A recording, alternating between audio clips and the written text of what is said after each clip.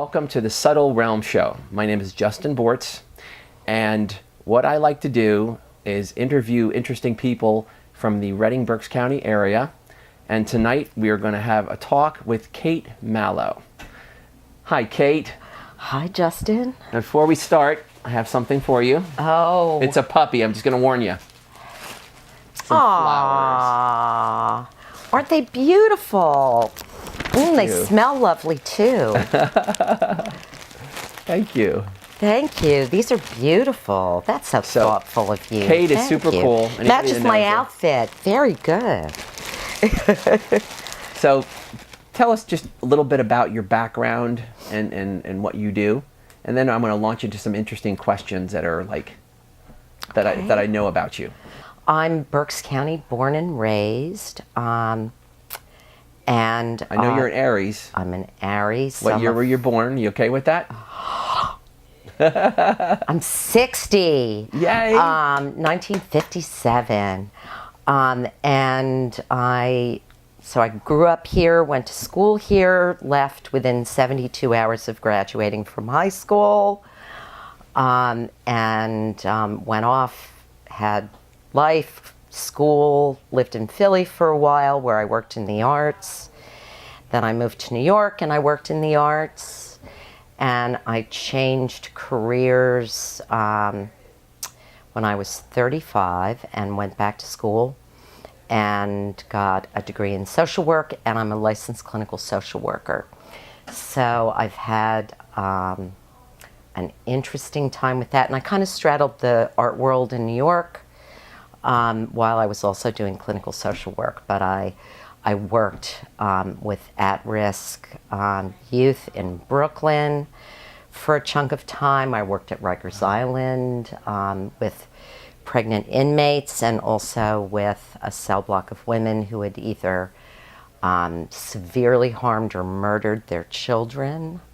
So is it fair to say you jumped deep into Alice's hole? Yeah,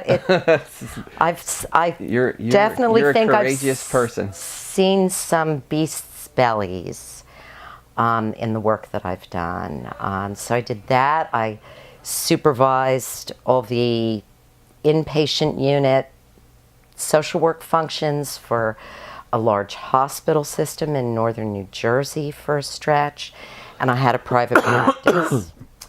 I also worked as a school-based social worker, and that kind of came up for me this past week because I was in Hoboken for that stretch, and so I coordinated a lot of activities around September the 11th, and also was a first responder on September the 11th. You were there?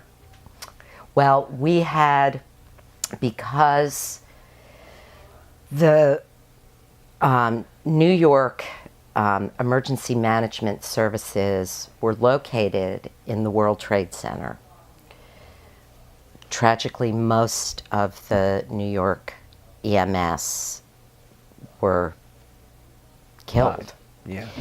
And there were emergency services on site, obviously, but we set up in Hoboken, which was, very, very close, the major staging unit for triaging the injured, for helping people who had been contaminated with the awfulness that was in the air, and providing It makes me want to cough. a mix of crisis response. Mm-hmm.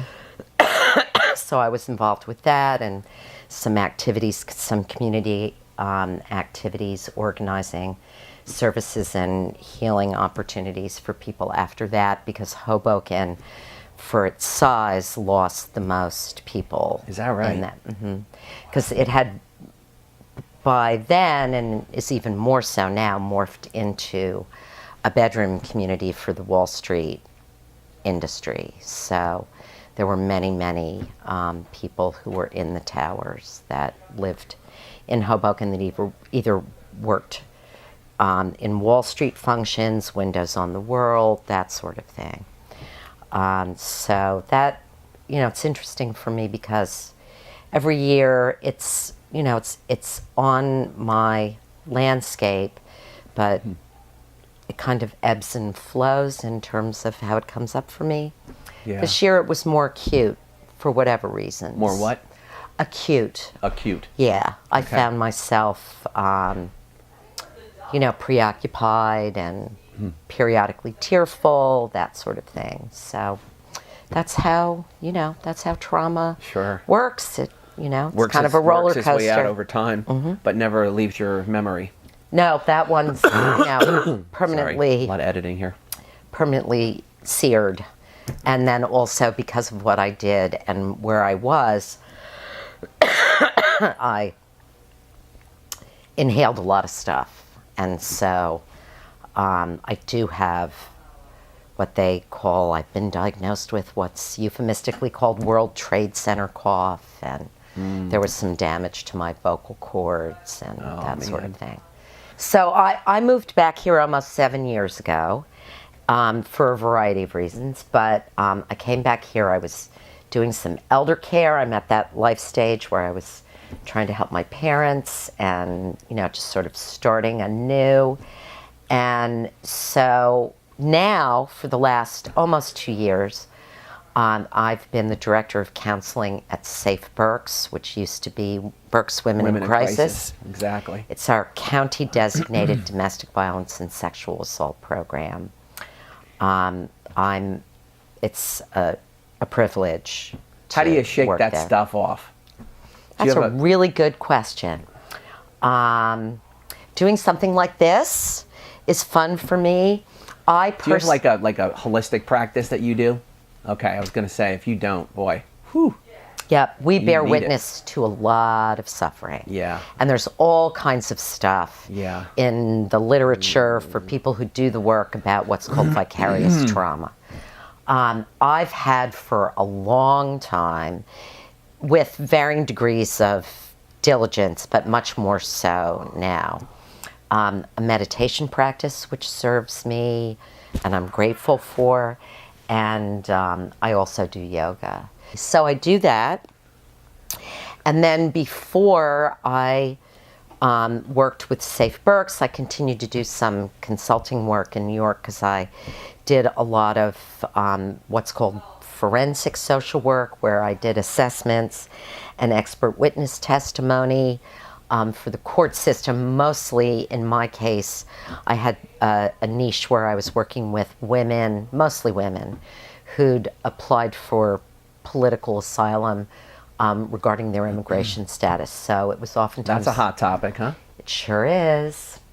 It was oftentimes women who were applying under the auspices of the Violence Against Women Act because they were victims of domestic violence.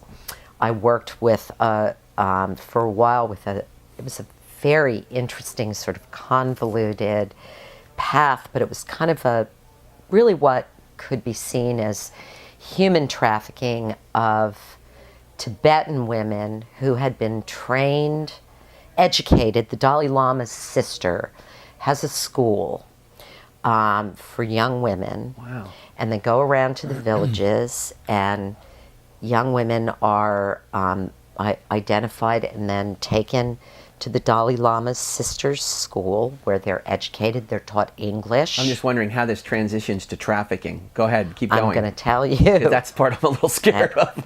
Go ahead, keep going. Nothing to do with the Dalai Lama. Okay, I didn't think so, of course. No, no. But his sister, Not his forget sister, about it. no. Okay, I'm just kidding. No, but part of what they're taught in their overall education is nonviolent protest. And because of the Chinese takeover of Tibet, which was what unseated the Dalai Lama and put him in exile, in March of every year, on the anniversary of Mao taking over Tibet, there are organized, peacefully, nonviolent protests of that takeover. So these young women are also educated and then organize nonviolent protests. They're then singled out by Maoists, and most of them had been gang raped. Some of their family members had been attacked, their homes burned, and so they would flee. But it wound up being this very curious, sort of convoluted route to Switzerland, where they were then, to my mind, essentially trafficked to the North Shore of Long Island, where they became nannies. English-speaking, well-educated nannies. You mean that's what they were disguised as? Well, that's where they were essentially enslaved. They had no documentation, no papers. Okay. And so their only way of staying... forced to do that. Mm-hmm. So then they would make their way to...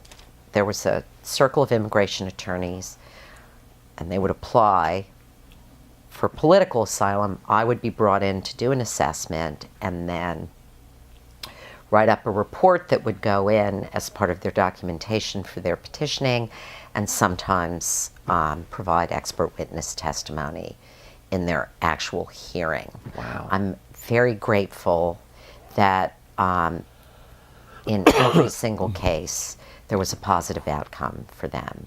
Oh, that's good. Now, that's not just my work. It was the work of many people. But you were part of it. But I was... You're a light worker. I was happy to help them be able to free themselves from and have greater opportunities in a life here. So I did that, and I continued to do some of that. Thank goodness for the Bieber bus, going up and doing that and coming back. And then I also had, my other passion, which is vintage clothes and jewelry. So I was doing, yes, and you know me partly. Vintage men's watches for me, baby. Yeah, I know it. Keep an eye out for them. Yes, I know. Well, there is a stash. But and so I did that, and I worked on a small independent film. I did some styling for some people who like to present themselves in business and more interesting and idiosyncratic ways, and that was really fun, and I love that. I've always loved that. From the time I was little, and I would dress up and, do little performances. But, I continued to do the social work piece, and then this opportunity became available at Safe Berks, and that's what I've been focused on now. I'm glad that you're sitting in that seat, because that's comforting to know that you're the one running the show there. Well, thank you. With all your background and knowledge, thanks. that's awesome. I'm actually Reading is lucky. Reading is really lucky. Thank you. That's very kind. I'm not, just so we're clear, I'm not running the show. I just run... Oh, come on. Don't be so humble. No, it's true. We have wonderful coordinated services at Safe Berks. So the counseling department is just one of a number of services that we provide. We also have a legal department that assists with advocacy around protection from abuse orders, and so you're running the show with the counseling. With counseling. All right.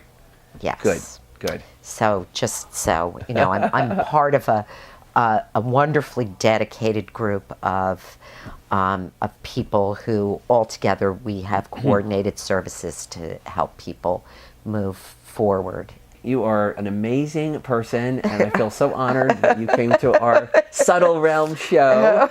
And love and light to our audience, and we'll see you again next time.